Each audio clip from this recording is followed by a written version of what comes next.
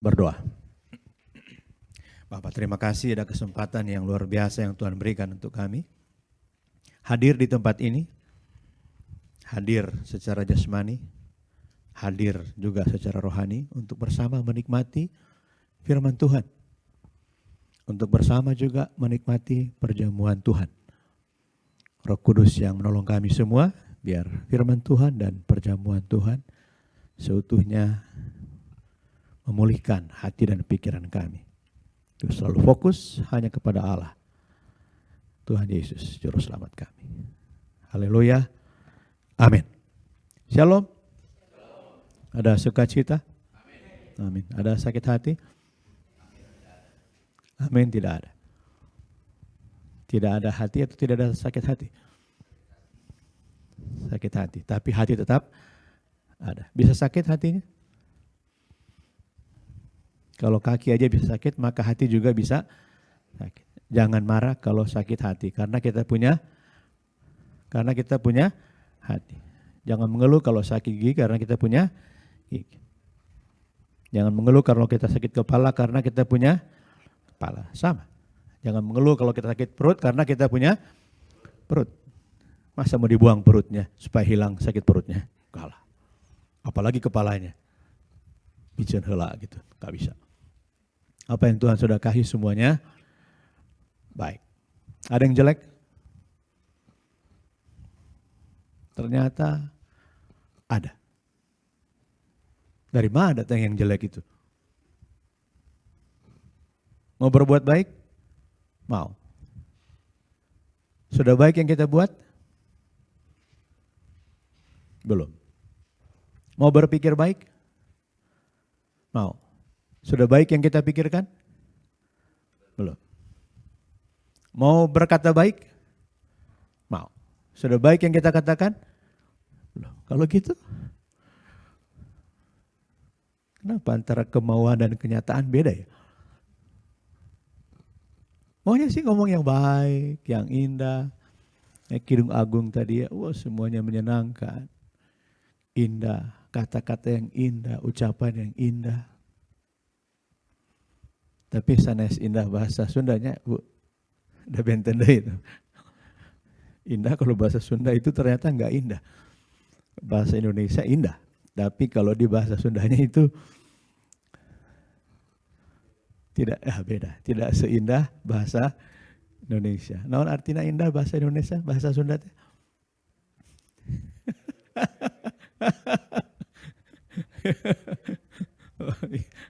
Artinya nggak seindah bahasa Indonesia pokoknya.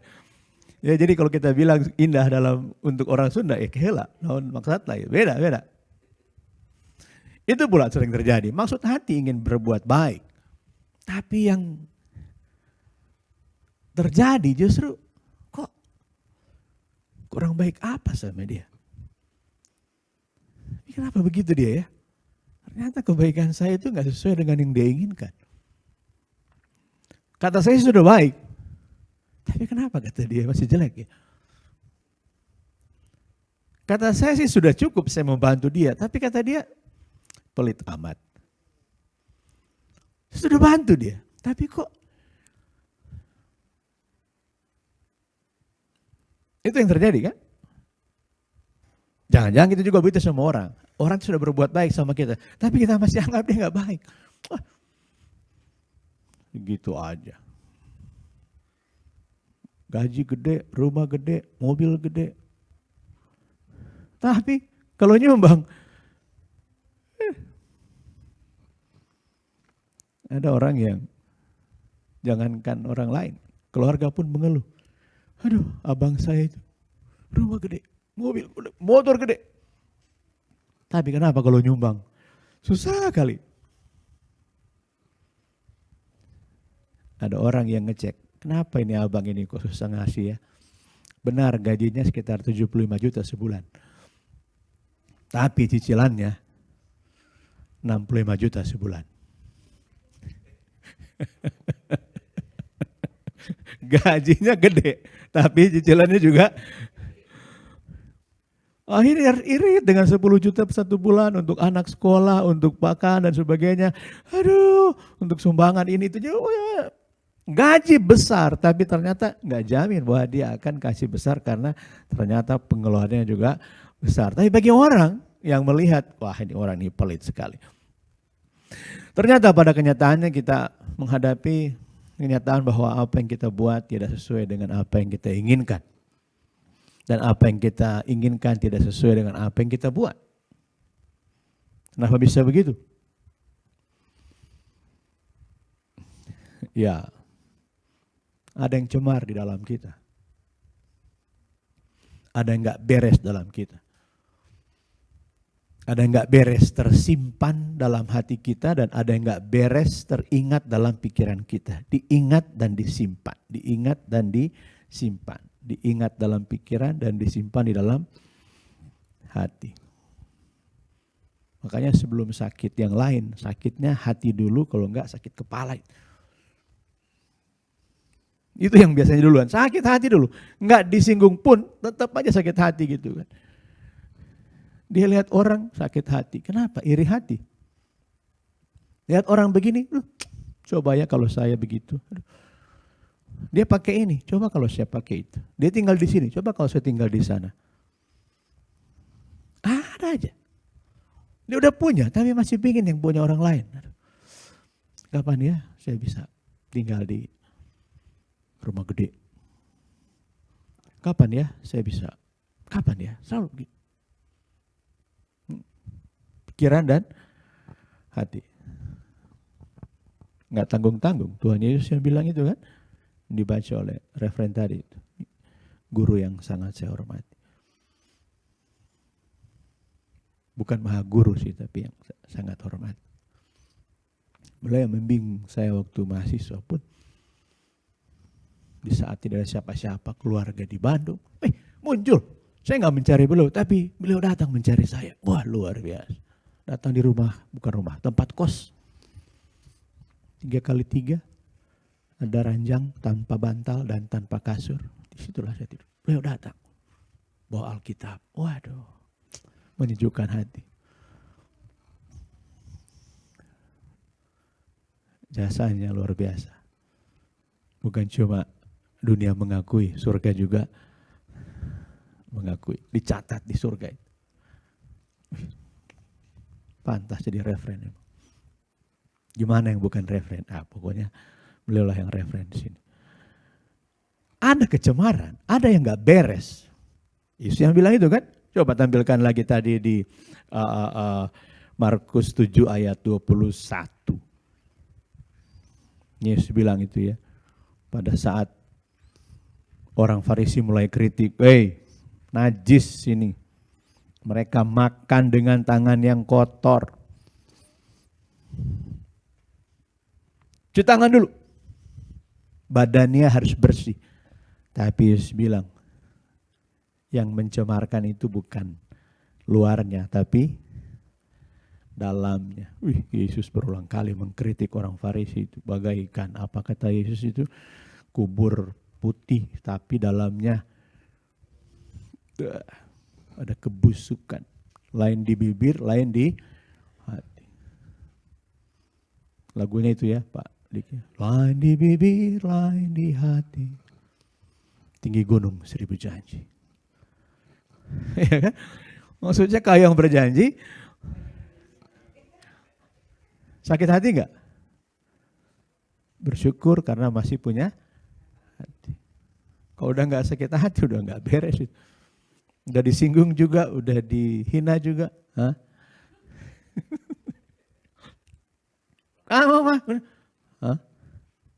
Sakit hati enggak dia? Enggak. Apalagi itu yang di fashion mall itu. Ya kan? Topinya bagus. Gaya. Tapi enggak berubah-berubah. Gini terus nih. Cubit aja dia. Coba. Apa? Tersinggung enggak dia?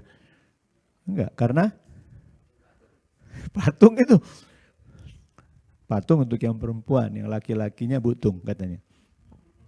Dia ada patung dan butung. Sebab dari dalam hati, dari hati orang timbul apa? Segala pikiran. Siapa yang bilang ini? Tuhan Yesus, dia tahu. Waduh, garero yang hungkul, percabulan, pencurian, pembunuhan. Ayat 21, ada lagi, masih koma itu, ayat 22 berarti. Perzinahan, keserakahan, kejahatan, kelicikan, hawa nafsu, iri hati, hujat, kesombongan, kebebalan. Eta. Oh ada lagi? Oh iya. Semua hal-hal jahat ini timbul dari dalam dan yang najis itu hatinya atau tangannya? Hati kita. Mandi boleh berulang kali, boleh bersih. Tapi kalau hatinya kotor, pikiran kotor. Konon, bukan konon, ini penelitian Profesor Masaru Emoto, dia ahli dalam bidang air. Pikiran kotor itu, pikirannya kotor, membuat orang punya darah kotor. Itu penelitian dia. Darah menjadi kotor kalau orang punya pikiran Victor. Pikiran, bukan Victor, ya boleh juga. Victor. Pikiran. Victor atau Victor? Mana yang betul? Pikiran atau pikiran? Pikir atau fikir? P ya. Kalau di Sunda itu mah udah pas lah cocoknya. Kuliahnya di mana? Di PIF. Non PIF. Oh maksudnya FIP. Fakultas Ilmu Pendidikan. PIF. Wah keren. Di depannya ada jualan sirof.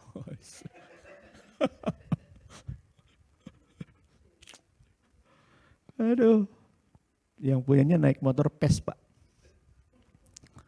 Istrinya namanya Silpi.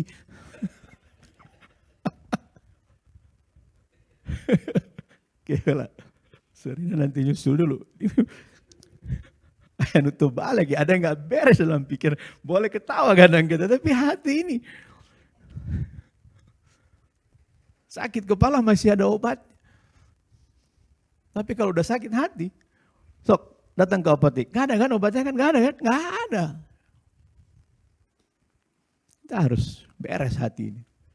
Harus beres, maka jauh-jauh hari. Ya saya sudah bilang, jagalah hati. Oh itu mah lagunya. Tapi jagalah hati dengan segala kewaspadaan. Jaga baik-baik hati.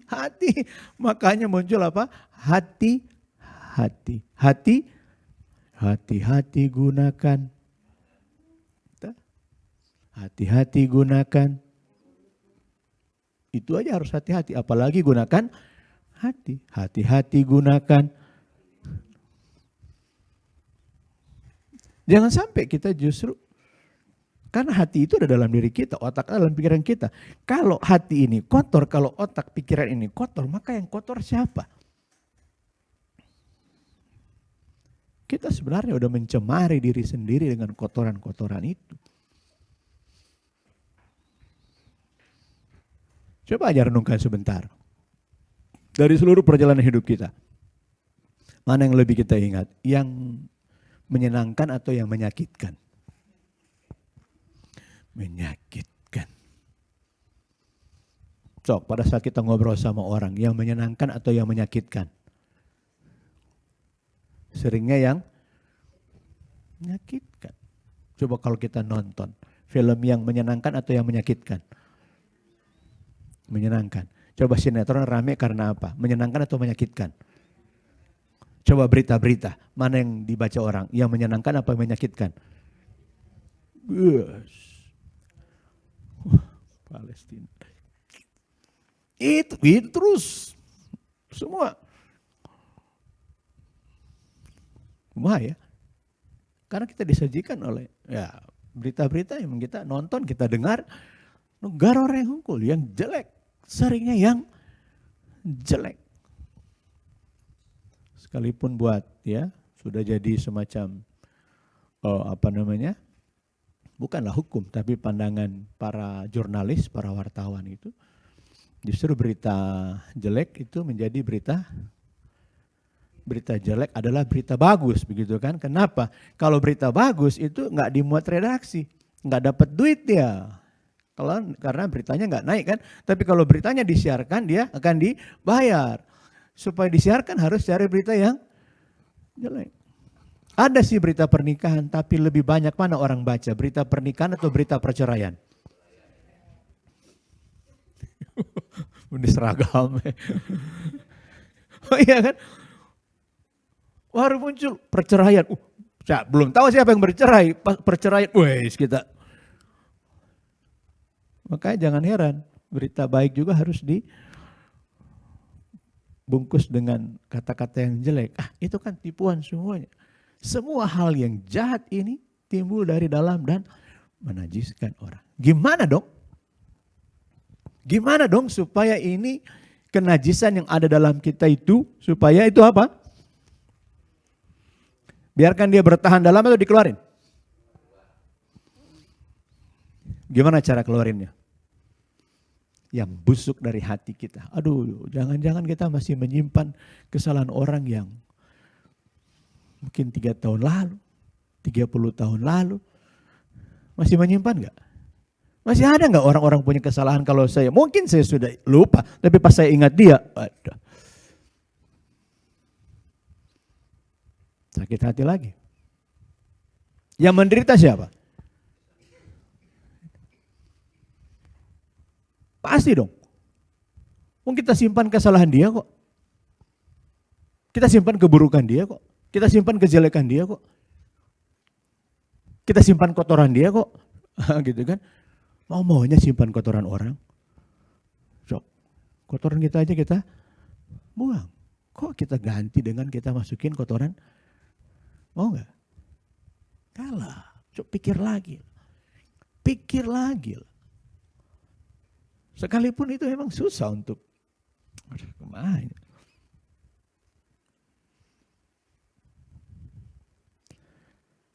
Ada solusi dari, kalau tadi Markus 7 ayat 21, sekarang Yakobus 1 ayat 21 juga. Coba kita lihat.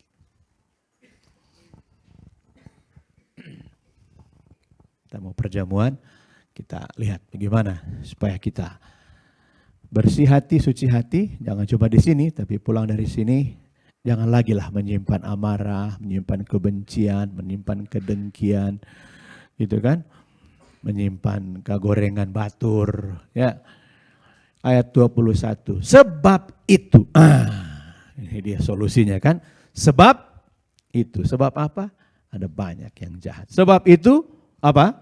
Baca sama-sama, 1, 3, sebab itu, buanglah segala sesuatu yang kotor dan kejahatan yang begitu banyak itu, dan terimalah dengan lemah lembut firman yang tertanam di dalam hatimu yang berkuasa menyelamatkan jiwamu. Amin.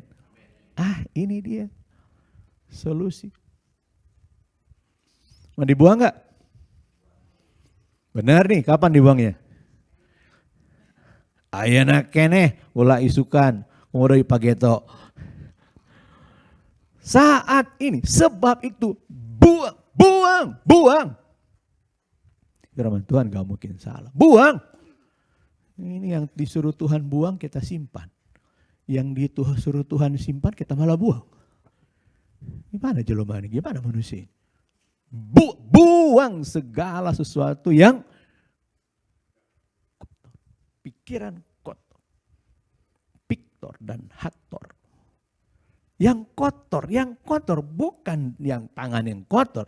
Tangan kotor sebentar kita pakai hand sanitizer bisa bersih. Tapi kalau hati kotor mau semprot pakai ini. Dari mana semprotnya?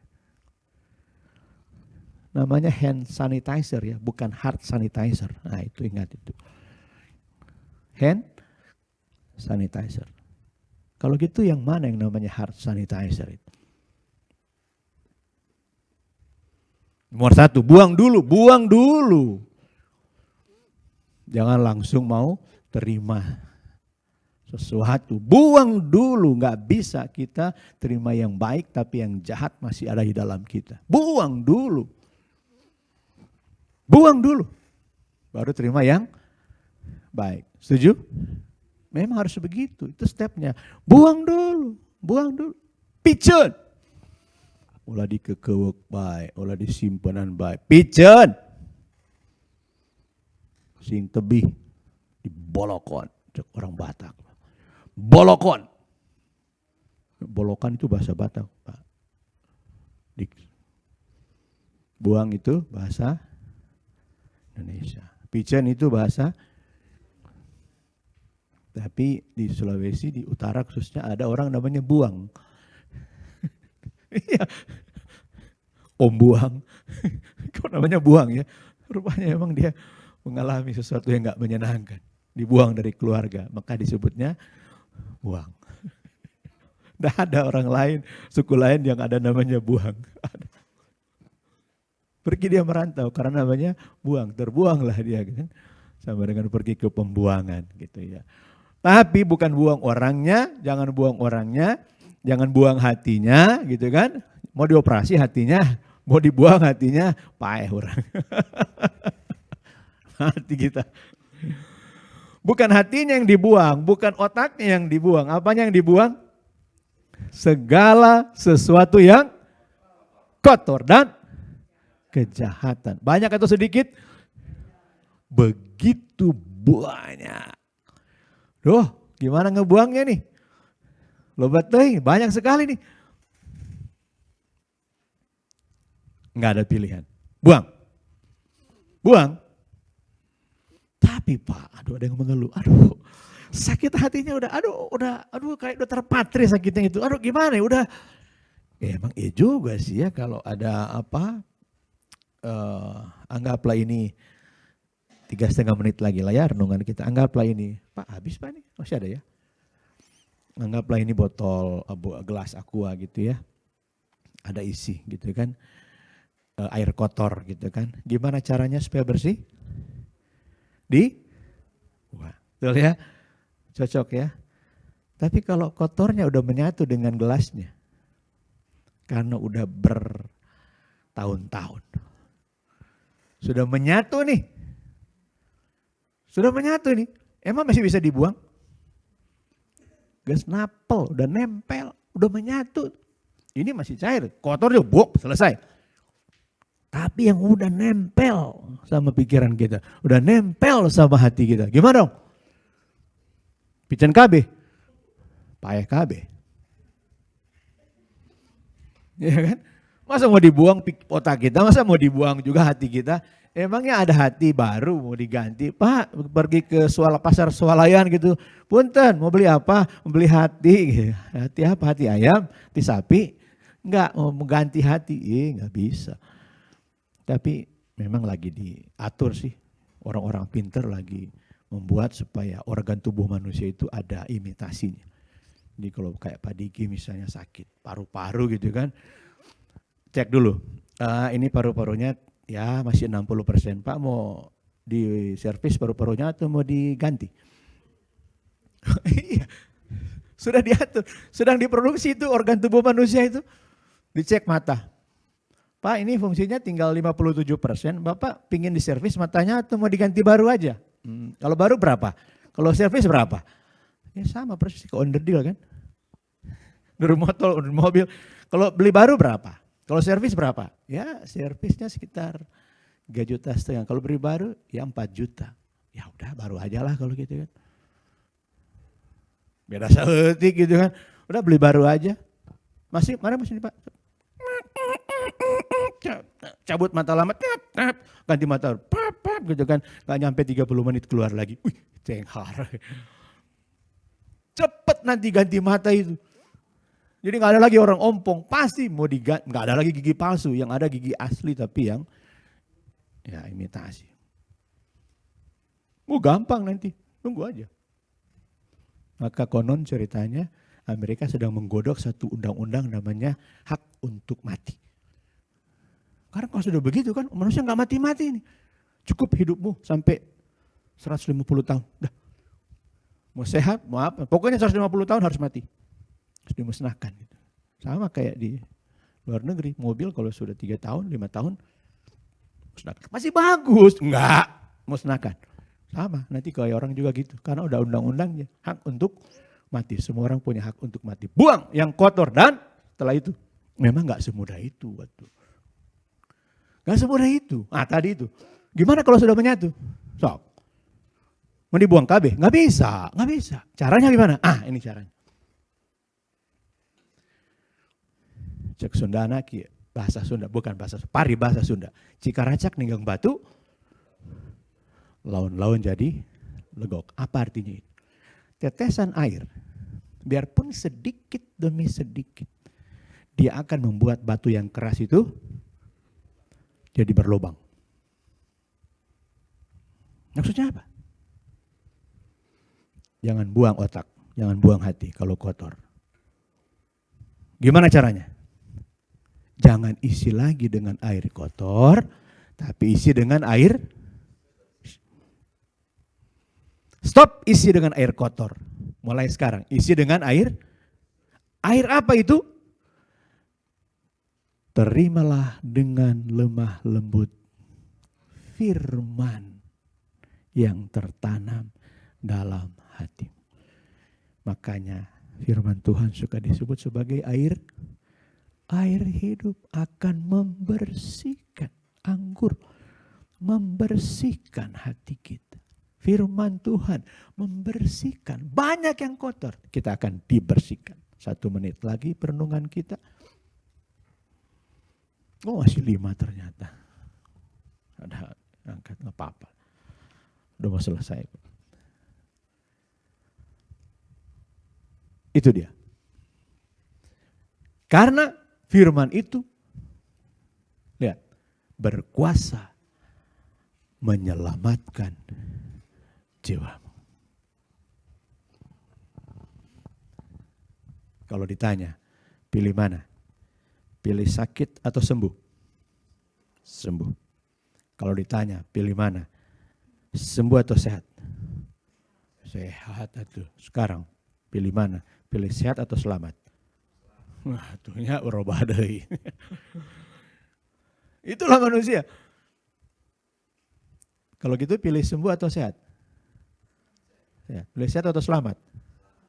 Tuhan gak kasih kesembuhan saja buat kita.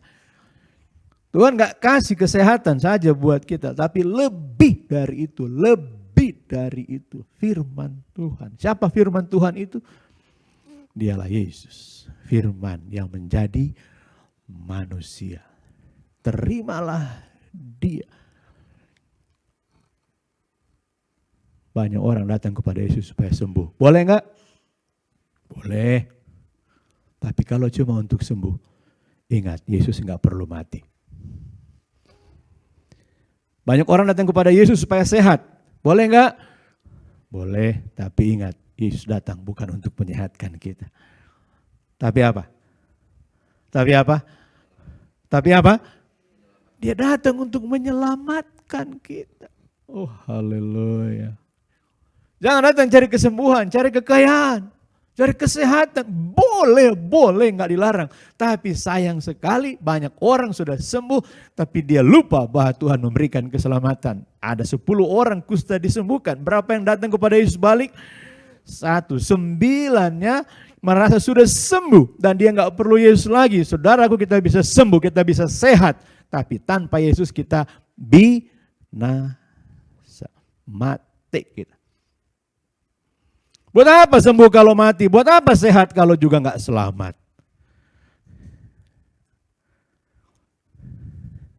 Kira-kira orang sehat pasti selamat nggak? Orang sembuh pasti selamat nggak? Nggak. Belum tentu. Tapi tahu kebutuhan terutama manusia adalah keselamatan. Orang selamat bisa sakit? Bisa sakit? Mana yang kita ingat? Sakitnya atau selamatnya? Orang selamat bisa sakit? Bisa. Yang mana yang kita ingat? Selamat kita atau sakit kita? Orang selamat bisa mati? Bisa. Yang mana kita ingat? Selamat kita atau mati kita? Mana yang sering kali kita ucapkan? Mati kita atau selamat kita?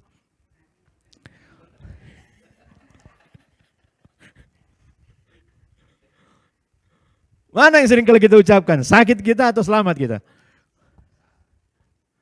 Sakit. Gak sakit juga pura-pura sakit kadang-kadang. Saya pernah lihat merah-merah. Hampir maghrib, saya lihat dari lantai atas. Berdiri dia, jak-jak jalan. Tapi dia bisa tampil sebagai orang sakit.